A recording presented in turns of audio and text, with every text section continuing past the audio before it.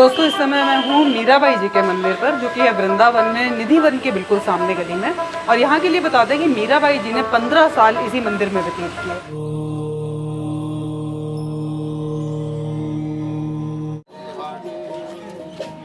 दोस्तों वृंदावन भगवान श्री कृष्ण की लीला स्थली रही है। ऐसा माना जाता है कि वृंदावन के कण कण में श्री कृष्ण समाये हुए हैं। ऐसे स्थान के बारे में यह कहा जाए कि यहाँ सिर्फ एक पुरुष है और शेष सभी स्त्रियां, तो सुनकर शायद आप हैरान हो जाएंगे, लेकिन ये पूरी तरह सच है। और ये हम नहीं, कृष्ण की अनन्य भक्त मीरा जी कहती हैं। और मीरा जी के इस कथन का सार गीता में भी मिलता है। श्री कृष्ण कहते हैं, ये संसार प्रकृति अर्थात स्त्री है और मैं परमात्मा ही एकमात्र पुरुष हूँ। मैं ही प्रकृति में बीज की स्थापना करके सृष्टि चक्र का संचालन करता हूँ। इसीलिए स्त्री और पुरुष का भेद करना मूर्खता है।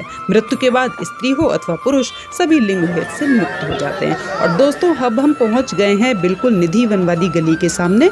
और जो ये लेफ्ट में रास्ता आगे जा रहा है, ये जाता है निधि वन के लिए, लेकिन हम जाएंगे शाहजी मंदिर के बिल्कुल बगल में, यानी कि निधि वन के सामने वाली गली में, जहाँ पर हम जाएंगे अपनी मीरा जी के बहुत ही प्राचीन मंदिर में, जहाँ पर वो रही थी 15 से 20 साल तक का उनका अंतराल बताया जाता है यहाँ रहने का। तो ऐसे पवित्र जगह के हम आपको दर्शन भी कराएंगे। और यकीन मानिए आप यहाँ पर दर्शन करके, और जब आप वहाँ पे खुद भी जाएंगे तो आप बहुत ही अच्छा महसूस करेंगे, क्योंकि यहाँ पर एक बहुत ही आध्यात्मिक अनुभूति है इस मंदिर के अंदर। तो हम पहुँच रहे हैं उस गली में जहाँ पर है मीरा जी का मंदिर। और वो ऊपर देखिए ब्लू कलर का एक बोर्ड आपको नज़र आ रहा होगा, जिस पर लिखा है मीरा जी का मंदिर। और इसी से लेफ्ट अंदर की तरफ मुड़ के एक रास्ता जाता है, इसके अंदर मुड़ के हम पहुंचेंगे उस मंदिर की तरफ। दोस्तों बताते हैं कि मीरा जी यहाँ पर लगभग 1524 से लेकर 1539 तक इस जगह पर रही थी। और उसके बाद वो वृंदावन छोड़ के 1550 में श्री कृष्ण में समा गई थी। तो हम ऐसी महान मीराबाई जी के मंदिर में करते हैं प्रवेश। जय माँ मीरा।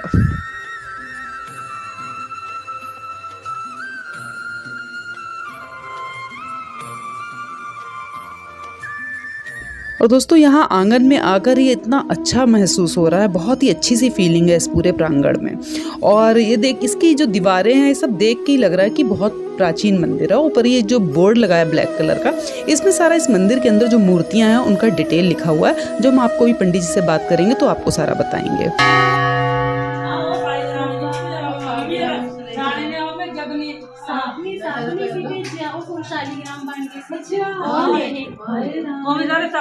इधर बैठे खब्बे हाथ ने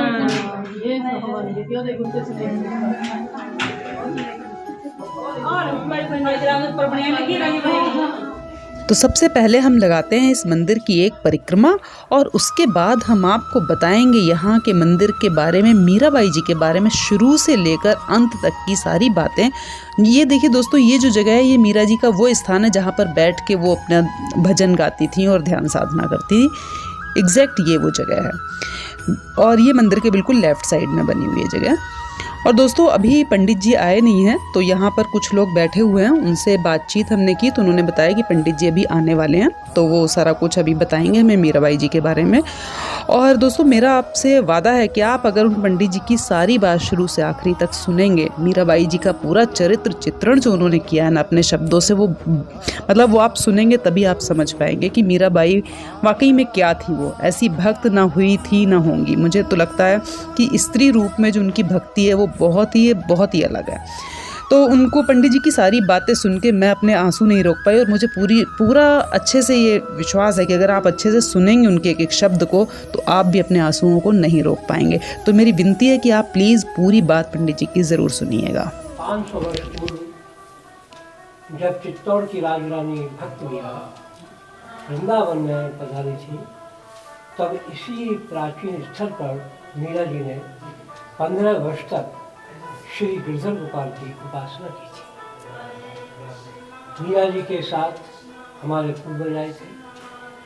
मीरा जी के संलग्न में 2 दासियां ससुराल की और 2 दासियां पीहर की अपने साथ मीरा जी के साथ यहाँ पे आई। मीरा जी प्रथम नारी थी जो ब्रज में पधारी थी। इससे पहले कोई ऐसा शायद कम आता है, कोई अन्य नारी भी यहाँ आई है। और ये स्थल साधु संतों का था, जिसमें नारी का कोई यहाँ पर वर्चस्व नहीं था। मर्यादा ये होती, नारी अपना घर छोड़ नहीं सकती है, वो अपने गृहस्थ में ही, अपनी पति सेवा में ही ब्रह्म का भाव रख करके अपना पूरा जीवन उसमें व्यतीत किया करती थी। अब तो जमाना और भी अच्छा हो गया है। तो मीरा जी का जन्म, जब मीरा जी के जो दादाजी थे वो कृष्ण भक्त थे और उनके पिताजी रतन सिंह जी और माता भी धर्मानंदी थी। तो मीरा जी पे बचपन से जो भी छाप आई वो उनके दादाजी से आई है, वो ऐसा थे। लेकिन जब मीरा का विवाह चित्तौड़ के राजकुमार भोजराज के साथ हुआ तो वो मीरा जी की भक्ति से बहुत प्रभावित थे और उन्होंने गिरधर गोपाल को साथ में लेकर के उन्हीं के साथ उन्हीं जी का गठबंधन करके मीरा जी के साथ विवाह किया और ये वचन दिया, मीरा मैं आपके योग्य नहीं हूँ, मैंने आपने तो गिरधर गोपाल को प्राप्त कर दिया है जिसकी एक झलक पाने के लिए देवी देवता भी तरसते हैं। मेरा सिर्फ मन का भाव यही है कि मैं आपके गिरधर गोपाल की सेवा में और आपके पद धूलि को अपने मस्तिष्क पर लगाते हुए आपका चरणों का दास बना। उनके पति ने बोला भोजराज जी। मीरा जी अत्यंत प्रसन्न हुई क्योंकि 3 वर्षीय अवस्था में उनको गिरधर गोपाल की विग्रह प्राप्त हुई थी और उस गिरधर गोपाल के विग्रह को लेकर के मीरा जी बहुत प्रसन्न थी। एक 5 साल की अवस्था में एक विवाह समारोह को देखकर सजा सजा दूल्हा दुल्हन को देखकर अपनी माँ से बोली, माँ मेरा दूल्हा कौन होगा? माँ ने कहा, बेटा ये है ना तेरा गिरधर गोपाल। उस समय बच्चे लोग गुड्डी गुड़िया का खेल करते थे, बहुत पुरानी प्रथा थी। तो उनकी भावना अब उस गिरधर गोपाल में पति के रूप में हो गई, जो कि जब सयानी हुई तो ये उनके पति ऐसे सज्जन मिले कि मीरा जी को अपने आराधना के रूप में उन्होंने चित्तौड़ में स्थापित किया, उनके लिए मंदिर भी बनवाया। मीरा जी के भक्ति के गुरु जो थे वो रैदास जी, उन्होंने मीरा जी को एक ताला प्रदान किया था। वो शायद बनारस में थे रैदास जी। रैदास जी का जिक्र आता है बड़ा, वो क्योंकि मैं बनारस में वो कबीरदास जी के मठ पे गई थी ना, हाँ। तो वहाँ पे रैदास जी का बना हुआ था, वहाँ पे भी। तो रैदास जी वहाँ भी गए, वहाँ भी गए, वो तो काफी जगह जितने भी भक्त है कबीरदास जी ये सब क्या कहते, परम ब्रह्म के ज्ञानी थे जी। और भगवान का दर्शन करने के लिए भिन्न भिन्न स्थलों पे जाते थे, क्योंकि उस समय सिर्फ पद यात्रा का ही साधन था। तो साथ में के यहाँ आए।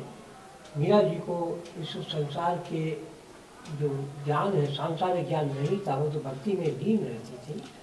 तब क्या से उनका सौतेला देवा है उसे मारने के उस पर मीरा जी की गुजरशी थे, क्योंकि मीरा जी पति गुजर गए। तब मीरा जी ने कहा कि मेरे तो गिरधर को पालो दूसरा न कोई, और जाके सिर मोर मुकुट मेरा पति सोई। भाई के लिए भाई चला गया, माँ के लिए पुत्र चला गया, लेकिन मेरा पति भोजराज गिरधर गोपाल के रूप में आज भी अजर अमर है।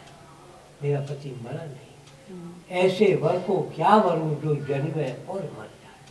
मेरा पति उनकी यादों में आज भी मेरे हृदय में बसा हुआ है। तब उसने कुदरती से जहर भेजा, जहर का व्रत हो गया, सांप भेजा तो सांप का शानदार हो गया। तब मीरा जी यहाँ पर आई। मीरा जी के उन्होंने पहले से ही निश्चित कर दिया था कि मीरा आएंगी वृंदावन, तो रहेंगी कहाँ, उससे कोई कट शब्द न बोले, कहाँ जाएंगी। तो उन्होंने आदेश दिया था मीरा जी के लिए। किसने आदेश दिया? हमारे पूर्वजों। अच्छा अच्छा, ये उनका चित्रपट है। अच्छा अच्छा अच्छा, जो यहाँ पे थे? नहीं, वो हम लोग राजस्थान के। अच्छा, राजस्थान। वो प्रतिवर्ष यहाँ वृंदावन में आया करते। अच्छा अच्छा अच्छा, ऐसे कनेक्शन हुआ उनका यहाँ से। अच्छा। तो जब वो मीरा जी देखी तो खबर लगी, क्योंकि उस समय ऐसी प्रथा थी कि बेटी का विवाह कर देने के बाद कन्यादान करने पर, कन्यादान सभी व्यक्ति करते, पूरा गांव का गांव करता था। आज भी धर्म परायण है, वो भी उसमें कोई छुआछूत नहीं रखते। आपके नौकरानी का भी ये बेटी का विवाह हो रहा है तो वो भी अपने भरसक से कन्यादान करते हैं उस भाव से, क्योंकि कन्यादान के समय वर विष्णु का रूप होता है और जो कन्या है वो लक्ष्मी का रूप होता है। तो उस भाव से उनको चरण स्पर्श करते हैं। जब विवाह के फेरे हो जाते हैं तब वो लोग, तब वो साधारण जगत में माना जाता है उनको, तब वो अपने पूर्व जो भी अपने बड़े हैं उनके चरण स्पर्श करते हैं। तो मीरा जी को ये स्थल इतना हृदय से भाया, क्योंकि इस स्थल के एक हाथ पर संगीत सम्राट स्वामी हरदास जी का निधन राज है। जहाँ बिहारी जी की विग्रह प्रकट हुई। हाँ। दूसरे हाथ में गौड़ीय संप्रदाय का श्री राधा दामोदर मंदिर है, संतों की भूमि थी। और सामने यमुना के तट पर राधा वल्लभ संप्रदाय का हित हरवंश जी का बड़ा रास मंदिर है, जहाँ गोपियाँ वगैरह रास ही लगाती थी। इस स्थल, ये जो भी स्थल है, इसके पीठ पीछे गोविंद देव महाराज का मंदिर, गोविंद देव विराजमान थे, जो कि औरंगजेब ने उसको तोड़वा दिया। तो मुसलमान का भय से वृंदावन का अधिकांश विग्रह वो राजस्थान, जयपुर में चले गए। जयपुर में हमारे महाराज विराजमान है, गोविंद देव महाराज। और जहाँ राधा रमण जी के विग्रह भी और राधा वल्लभ जी के, मदन मोहन जी के, ये सब विग्रह करौली चले गए, राजस्थान के करौली। अच्छा। अच्छा। तो मीरा जी आएंगे ही तो किसी, मीरा जी अत्यंत सुंदरी थी तो रहेगी कहाँ, प्रश्न ये था। उनके पास तो लाभ लश्कर आता था, जैसे आज कभी यात्रा निकलती है तो उसका पूरा प्रबंध करके तब। अब तो गाड़ी वगैरह से थे, बीच में यही था कि पैदल यात्रा इस वृंदावन की या 84 कोस की होती थी।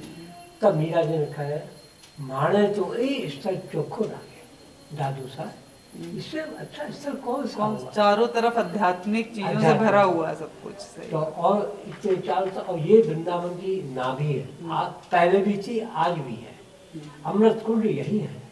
इससे मीरा जी अपने ये शालिग्राम यहाँ पधराए और अपने ये गिरधर बहुत छोटे, ये शालिग्राम है, जो सांप जो था वो शालिग्राम में चेंज हुई है, लेफ्ट साइड में नीचे जो है ये। और इनकी विशेषता ये है कि मीरा जी की अखियों से जो प्रेम के अश्रु बिंदु पधरे हैं, उनसे साक्षात भगवान श्री कृष्ण का भाव जागृत हो गया। और शालिग्राम जी में दो अखियां विद्यमान हो, हाँ, आंखें भी है, पूरा चेहरा नजर आ रहा है उसमें। तो ये देखिए दो इसमें अखियां हैं। हाँ, आंखें, नाक भी नजर आ रही है, हाँ, पूरा फेस नजर आ इधर रहा है। है, तिलक का चिन्ह है, ये इधर और इधर कर्ण का चिन्ह है, इधर नासिका का चिन्ह है, और इधर कपोलों पर जो मुस्कुराहट के लाइन जो बन जाती है, हाँ वो है। मुस्कुराहट का थोड़ा सा हाँ। पॉइंट आ जाता है, क्या बोलते हैं अंग्रेजी में, Smile डिम्पल सा, हाँ वो ये इनके प्रभु जी ये है। ये भगवान की विशेष महिमा होती है। भगवान श्यामल रंग होने पर भी इतने अद्वितीय सुंदर थे कि श्री राधा रानी तो उनके अंग की ही हिस्सा थी, उनको प्रकृति के रूप में गौर वर्ण दिया। और जो रंग किसी को भाता नहीं है, जो उस अंधियारी रात को एक चंद्र के रूप में प्रकाशवान करता है, उसी प्रकार से हृदयों को, पूरी सृष्टि को प्रकाशवान करने वाला अंधियारी रात नहीं होती तो चाँद का दर्शन कैसे होता? जैसे भगवान चंद्रवंशी है तो उन्होंने श्याम रंग अपने ऊपर दिया। और पंडित जी, जो बीच में मूर्ति ऊपर है कृष्ण जी की, इसका भी कुछ है ना? हाँ, इसका इतिहास ये है कि मीरा जी अपने छोटे गिरधर गोपाल को लेकर आई थी, जो लेकर किया जी। तो यहाँ उन्होंने अपने पास ही रखती थी, उन्होंने कभी पृथक नहीं किया।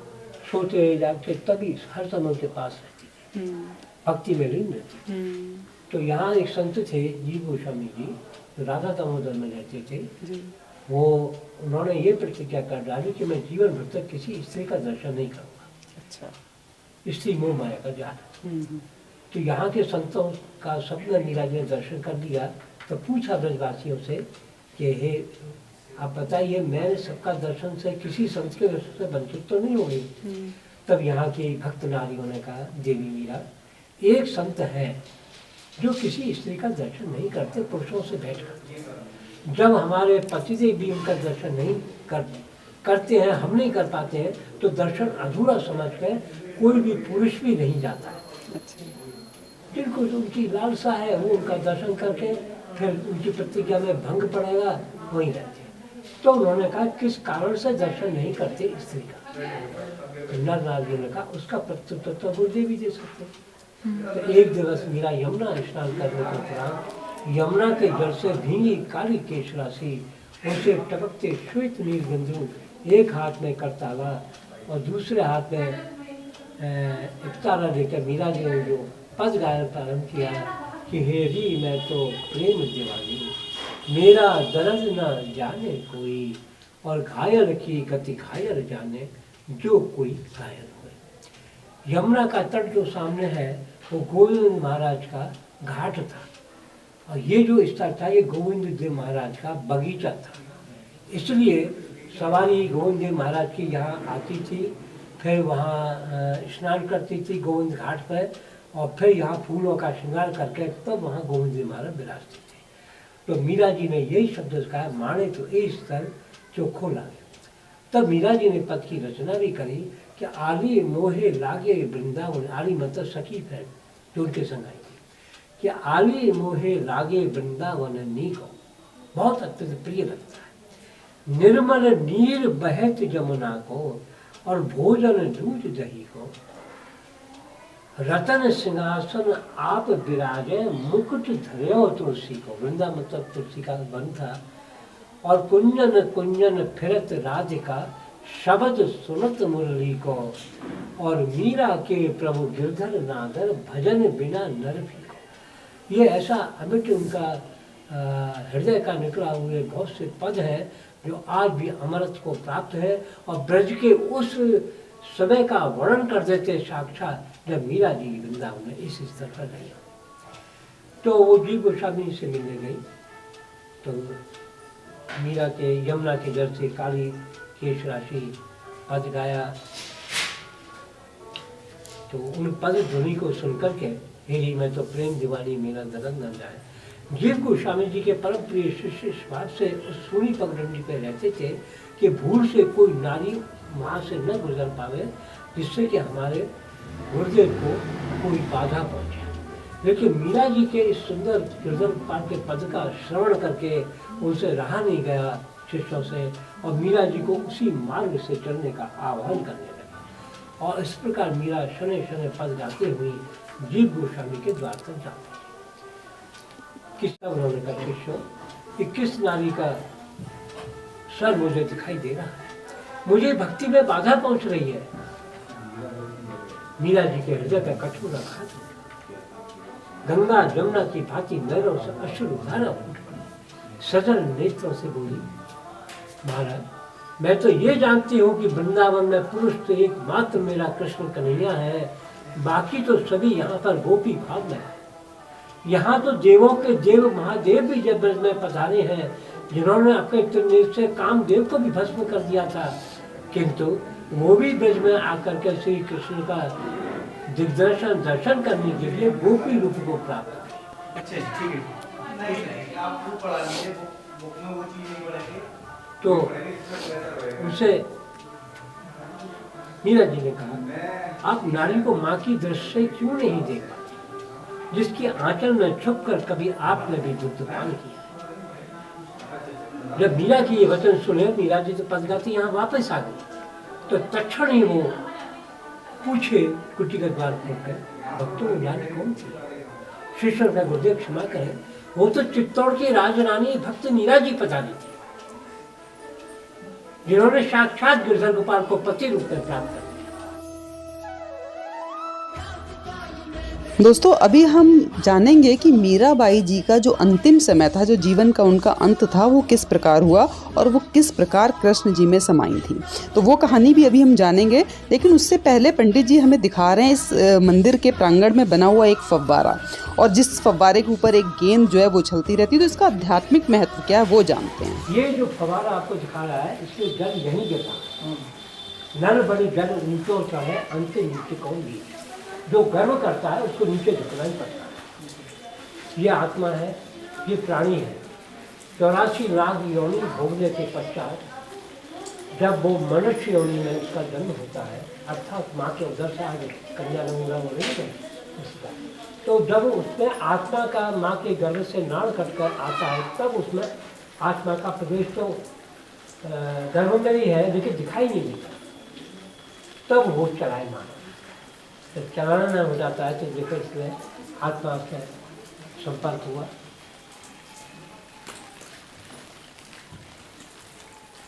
आप देखिए इसमें जीवन आ गया। इसकी जो पहले कण थे वो यहीं के यहीं गिर रहे थे, ये मोर के आकार में गिरने लगे, और थोड़ी देर में ही जो पानी यहीं था, ये चारों तरफ फुलवारी में लावर करने लगा। बड़ा होकर कोई व्यक्ति, बच्चा, ये नन्हा सा बच्चा है, पता नहीं है वैज्ञानिक बने और बहुत बड़ा आप जैसे ऑफिसर बन जाए, ये बालिका है ये भी बहुत बड़ी क्या कहते बन जाए, ये एक प्रकृति है, कीर्ति है अपने। और आइए अब जानते हैं मीरा जी के अंतिम समय की क्या कहानी रही थी। ये घटना जुड़ी हुई है कि मीरा जी वृंदावन 15 साल रहने के बाद या 20 साल रहने के बाद आखिर द्वारका क्यों हुई? इसका उत्तर पहले तो जीव गोस्वामी जी संत जो थे, जब यहाँ आए और मीरा जी से बड़े प्रभावित हुए, तब से उन्होंने ये स्त्री पुरुष के भेद का पर्दा टूट गया और वो सब नर नारी का दर्शन करने लगे, बड़े बड़े ग्रंथों में बताया। इससे और उस समय सांप्रदायिक युग था, तो संप्रदाय के जो व्यक्ति थे, उनके जो गुरु थे, उस समय था जिसकी राजा भक्त वो उतना बड़ा पेशादारी। तो उन्होंने मीरा जी की भावना को तोड़ना चाहा। उन्होंने कहा कि गुरु के बिना कोई इसमें मुक्ति नहीं होती। तो वो साधु तो तुम्हारे रूप दानों पर पिघल गया। हम देखो इस पूरी संस्था के हम यहाँ की गुरु हैं। ये किसने बोला? ये उसका ये नहीं है, कुछ संप्रदाय के लोगों ने कुछ बोला। प्रकृति के मठाधीश। अच्छा। तो मीरा जी को वो लोग उनके जो प्रकृति के व्यक्ति थे वो तंग करने, तुम्हारा गंधर्व के पास है ये कोई परपुरुष है। हमें तो जीवन भर तक भजन करते करते माला गुनी करते करते हमें तो नहीं दिखाई दिया, नहीं हुआ, कल दिखा दो अपने कौन। तो मीरा जैसी सती साध्वी भक्त नारी पर कीचड़ उछालने लगी, उन्होंने कोई संकोच नहीं किया। मीरा जी को बहुत दुख हुआ। तब एक दिन आके आंसू से आंसू आने बोली, दादी माँ हमारी उस समय जो मीरा जी को लेकर आए थे, तो माँ गई, आखिर में कृष्ण कन्हैया व्रत को छोड़कर द्वारका क्यों? और गए तो ऐसे गए, पहले तो कंस को मारने गए तो लौट के नहीं गए, फिर मामा से युद्ध हो गया, फिर द्वारका नगरी बसा डाली। तब उन्होंने कहा, क्योंकि मीरा जी को स्वप्न आने शुरू हो गए, तो गिरधर गोपाल जी ये कह रहे हैं, ये वृंदावन तो मेरी लीला है, ये लीला नगरी है मेरी प्यार की नगरी है। लेकिन प्यार के साथ वैभव भी तो होना चाहिए, नहीं तो संसार इस प्यार के पीछे भागेगा तो वैभव को छोड़ देगा। किंतु मैंने जो वैभव कमाया, जो मुझको प्राप्त हुआ, मैंने तो नन्हे बालक के ही रूप में लीलाएं करी है। तो विराट के रूप में, विराट तो मेरा प्रथम स्वरूप है भगवान विष्णु, फिर राम वगैरह ऐसे सती हुए हैं, अब ये द्वापर और अब ये कलयुग आ गया मेरा। तो अब तो मेरा वो वैभव देख जो मैंने 2 मुट्ठी में सुदामा को भी 2 लोक दे दिए। तो अब मेरा स्थान वहाँ है, अब तो मेरा वो स्थान भी देख। तो मतलब उनको अंदर से इंट्यूशन हुआ कि हमें जाना है वहाँ द्वारका। लगे। तब वो ये जो बातें उसी दौरान हुई, दादी माँ से पूछी, तो दादी माँ ने कहा कि मीरा, तुम जो भगवान का ऐसा भाव आ रहा है, तुम अवश्य जाओ। तो बोली, मेरा मन तो नहीं है, लेकिन भगवान का ऐसा कुछ लग रहा है आगे।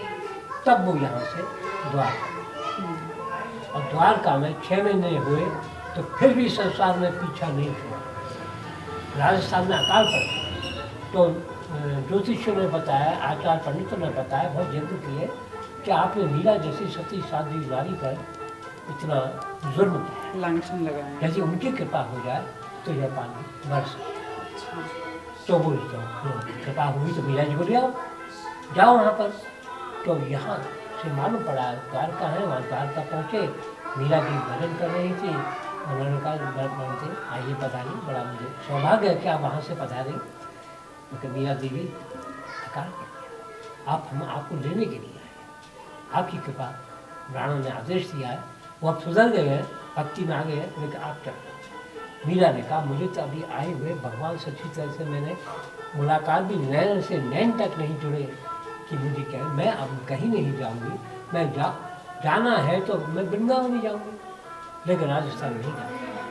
तब उन्होंने और प्रसाद दिया मीरा जी ने, तो उन्होंने कहा, हम कोई प्रसाद ग्रहण नहीं करेंगे, हम तो आपको लेने आए, हम कोई अनुजन ग्रहण नहीं करेंगे, हम अपना शरीर यही त्याग देंगे, आपको ब्रह्म हत्या का पाप लगेगा। मीरा दुर्गा ने जब वो शत्रु नहीं खा रहे, तो मीरा जी ने खाना पीना सब छोड़ दिया। रोज समझाती थी आंखों से, लेकिन उनको तो हट थी, नहीं माने। तब अंतिम समय में मीरा जी ने भगवान से निवेदन किया कि उसका भाव ये था पद का तुम्हारा हृदय बहुत कठोर है। आज मेरी माँ